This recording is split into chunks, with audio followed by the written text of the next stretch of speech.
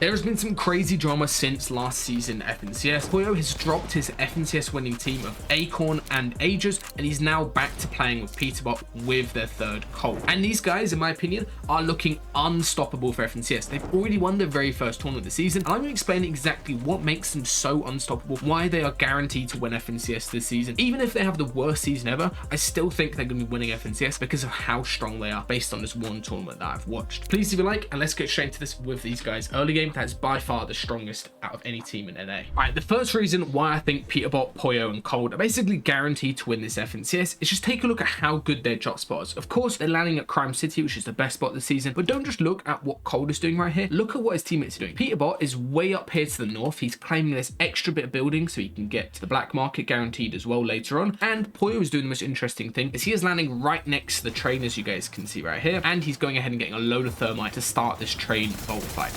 Now, this is really important because of course the train gives you the mythic wolf boss that's going to give you the mythic mammoth pistol, but the next reason they're doing this is they specifically time breaking the train to be right in front of this market so they can be as efficient as possible. So you can see Pollo goes ahead and destroys the train vault itself. Then they're going to go ahead and get an insane amount of extra gold from this, as well as the dill bits, which are very nice, which we'll come to look at in a second. Now, while Peterbot and Pollo have been getting the train vault and getting all that insane loot themselves, Cold is also getting another vault at the exact same time using the new plasma launcher. This launcher is absolutely broken for getting inside vaults really quickly, and the key thing that Cold is doing right here is he's not really focusing on materials just yet. He's focusing on getting all of the extra gold, which is going to allow these guys to buy big pots and med kits later on if they need them, as well as all of them being able to buy purple pumps every single game. As you can see, Cold comes away just from this vault from smacking all of these side vaults right here, over 1,000 gold just from doing this each game. And at the same time he's doing it, let's just swap over to Peterbot's POV right here, and you can take a look at how stacked he's going to get from this black market. So the first thing you notice is he's got the mythic mammoth pistol, and again, this mammoth pistol is the best gun in the game, which is actually really deadly in the hands of Peterbot. And of course, he is going ahead and buying these boons. There's a really broken boon down here at this black market that basically shows that everybody on the map dies, but the key thing that Peterbot is doing is buying gold rush boon right here. So if you guys don't know what this one does, basically means whenever you open an ammo box or a chest or something like that, whenever you open something, you're going to get that gold effect, which allows you to farm up your mats way faster. So basically the whole way through early game, these guys are a little bit slower because they're getting all of these vaults, but they can overcome that disadvantage by going ahead and using the dill bits to get the gold rush effect whenever they open chests. Like, it's genuinely a really powerful combo. And of course, because of how stacked these guys are, what they're going to go ahead and do, Peterbot buys a spare gold mammoth right there for Cold, which he's going to go ahead and collect in a second. So now you can see the power of this early game plan. Getting 2 different vaults as well as a whole black markets themselves means they've all got purple pumps. Peterbot's got mythic mammoth pistol, as well as these guys have got the triple bat setup, and Cold, who's obviously one of the best aimers in the game, also has a gold mammoth pistol to use. Very interesting as well, Pollo is deciding to take the striker burst AR rather than just the hollow AR or the new collateral AR, because of course this gun is insanely good for getting long range search, which is going to be the main problem in these stat lobbies. Now, the next reason why I think these guys are likely to be winning FNCS, and basically guaranteed in my eyes, is because of how strong they are at playing this particular meta. If you guys remember last season, I actually made a video where I was a bit questioning these guys playing their sort of surge basing and then soft fighting a little bit, but this season these guys are playing it absolutely perfectly. They're using all of the advantages that this spot gives them, which is obviously the insane loot as well as the triple bat basically every single game, to be very quick at pushing for either mid-game objectives as well as mid-game fights where they just straight up kill other people every single mid-game from what I've seen. Right here in this very laggy replay, this is a perfect example of it. They're just straight insta using that gold rush effect from the river nearby, pushing towards teams that are fighting near them, so the third party team straight away, and they're doing this with a really high success rate. They're basically always getting a couple kills throughout early mid-game, which set them up absolutely perfectly. And another nice benefit of landing at Crime City is you get pads on a bunch of these hills around you, as well as you can even carry throwable pads if you just want to pad straight on somebody when they're split from their teammate, which is exactly what Peterbot does here. Pad straight onto this guy, packs him in straight away. And this brings me on to my next point, which is why I think these guys are perfectly set up for this season to win FNCS, is that all of the new mid-game objectives that spawn in. The first one being this armored truck, which is very good to go for because it gives you a chug as well as a really good amount of loot, but also all of these new mid-game objectives that just got added in, you know, like the armored truck, that is an opportunity to third party and to take out other teams, which is what we're going to see them do here. Now, for these mid-game fights, the teams nearby to these guys have absolutely no chance. Just take a look at Peterbot's loadout as he jumps on this guy when it's insanely laggy. Like, he's literally running out of 2 mythic pistols, one that can insta-kill somebody basically with 2 shots, and the next one which is insanely broken as well, compared to the other teams that he's fighting nearby to him, which, you know, already dares us to say this, but just look at these other teams' loot nearby, and this is who Peterbot is fighting every single game as he goes around fighting mid-game. game to get Surge. And this is why he's going to set up him perfectly for later on, just how good he is at mid-game rotates. Now Peterbot is IGLing. These guys playing mid-game a lot differently than before, and they're playing it a lot smarter in my opinion. Now the first thing that they're doing differently than before in previous seasons is they are claiming a lot more space. If you take a look at the map, just like during the early game, look how much space these guys have. And the reason they're claiming all this space is so they can try to play for dead side later on, which we'll see in a second, but also so they can go ahead and get more Surge during this sort of later mid-game portion. At this point in time, it's very hard to get Surge if you just go towards the central zone, because everybody's either tanking Storm backside or they're just building loads to cover all their rotates. So what Peterbot does is he flies around, he pads scouts over and over with a pad that's on top of this hill. He even goes out render range a bunch of times while doing this, just because he's trying to get information and trying to go for Surge on teams nearby. Now, of course, you guys should realize at this point, this guy's whole early game is set up around getting a lot of Surge. So they've already got 4 kills, they're capped up on Surge, they've got insanely good loot. So what are they going to do next? And that is playing dead side for the entirety of, you know, from this point on 5th zone right here until first moving. They play dead side the entire time, and they do this by early rotating over and over. Whether that's early padding, like they're doing in this example here, early padding towards the dead side of zone, or on the next zone, they also do even more early rotates. As you can see, they get to literally the best position in zone right now. If you've got a load of Surge, which they do,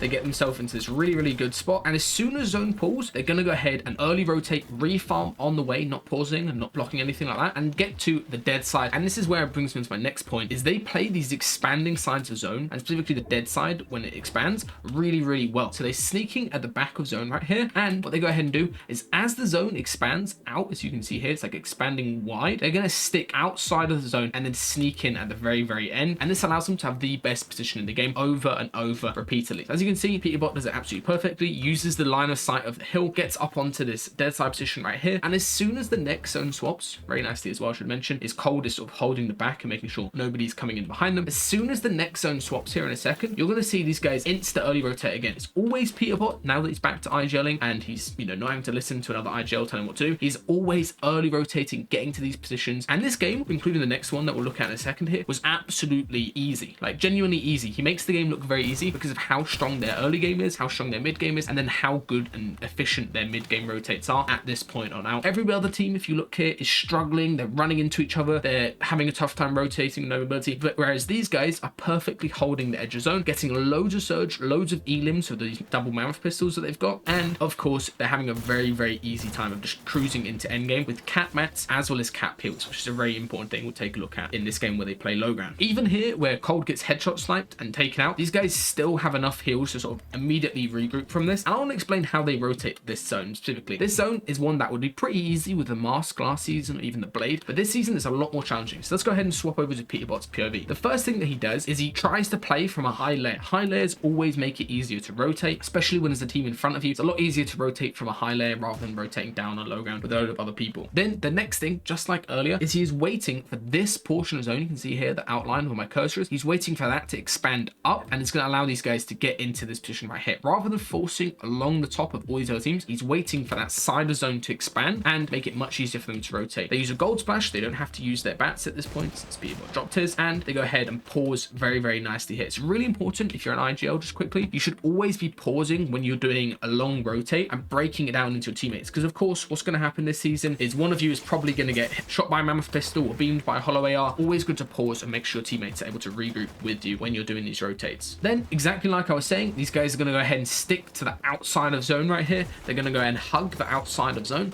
which means that everybody else who is doing a similar rotate, because these guys are playing a high layer as well as being more on the right hand side of zone, are going to have a really easy time. They barely take any damage getting into the end right here, and they claim a load of space, which they're going to use to go for kills as usual. All right, now let's swap over to another game that these guys won that allowed them to win the very first cup of the season, which is of course one where they take high ground in a second. The main reason these guys are able to take high this game is they were always early on their rotates. They pre-splash with a gold splash and they instantly start sprinting with a bat out. And just quickly, because I know you guys are going to ask me what is the best loadout to be playing this season, in my opinion is something like this. Minis, gold splashes, each one of you needs to have a bat, as well as these med mist that Pollo was carrying are absolutely broken, as well as a chug jug are absolutely perfect. Here Cold already did his heals, but you could either carry bigs, you can carry more splashes, or you can carry another chug jug if you're lucky enough to find one. And that's exactly what I'd recommend playing this season, because it allows you to do a lot of different things when it comes to playing for early rotates, like insta going the whole time, just splashing over and over and then using the bat to sprint rotate nice and quickly, or it allows you to play for hype, which is exactly what these guys are doing. And in case any of you guys were doubting me when I said Peterbot is, you know, the best best player with his mammoth pistol, and it's like perfect in terms of in his hands. He's already got a kill out the air just here with this pistol, and he's going to go ahead and hit loads of shots every single time other teams are rotating in, just by doing a quick little peek over the top with this pistol. Gets a refarm, insta splash, start sprinting with the rotate, and that allows these guys to be the first one onto front side of zone. And at this point, they actually play the game out really calmly, as you can see. They're not doing anything too much. They're doing mammoth breaks to get like pump shots on people to try and get a kill, but they're not doing anything too crazy, because as you can see, they still got really good materials, just going to allow them to take height in a second here. The first way that these guys go for height, or the main way they go for here, is they do a chop out play from underneath height, as you can see. So height is sort of directly above them, isn't looking at them, isn't aware of them, and these guys do a nice little chop out play right here onto height on the backside of the zone, which again, the mammoth pistol has got very good structure damage, so it's very good for that. And they also look to get damage on this team as they drop down. Key thing, if you sprint jump with the bat, you're not going to take fall. So all the high ground teams are playing that bat, but these guys look to get damage onto that high ground team. So now, once they've cracked one, you can see Peterbot mammoths one out of the air. All they're going to do is sprint over, sprint jump with the bat, like Pollo's doing here, to get on top of this team. And very crucially as well, as soon as they get on top of this team, they start tarping towards front side, which is what Pollo is doing here. He's making sure they're completely secure. And this is, we'll get to in a second when these guys have a low ground game, but this is why these guys are so set up to win FNCS, is how good Pollo is at sort of filling the gaps, where obviously Peterbot is the IGL, but Pollo is perfectly capable of doing everything else, like leading the team at these endgame situations, which allows Peterbot to go for lots of kills with the pistol, as well as call things. It's so much easier to call things if you're backside, you know, shooting, rather than going ahead and being the one tarping, not really doing too much. It allows you to call what plays to go for kills on, and allows you to go for refresh opportunities like you just did right there, that allow these guys to stay insanely stacked onto height. And at this point in the game, everybody is shambles. The game is super dead. It's literally 14 left, and these guys play this out absolutely perfectly. They spray, they don't commit down trying to get on people's walls, they just spray over and over. Peterbot picks up this AR so he can spray even more, gets extra loot backside and storm, and this is stuff that normally he wouldn't be able to do if he's the one IGLing and tarping, but now having Pollo on his team allows him this freedom and allows these guys to have a very easy time in this 3v3 here in a second. And again, just take a look at how stacked these guys are. Materials obviously are really good, heals are obviously really good, so they've got these med mists, which we haven't even seen, but these are really broken for team heals, because they sort of act as a smoke grenade as well, compared to the team down on low ground, which is a mini shed, visuals, and braids right here are just absolutely shambles, and there's like no chance that this team down low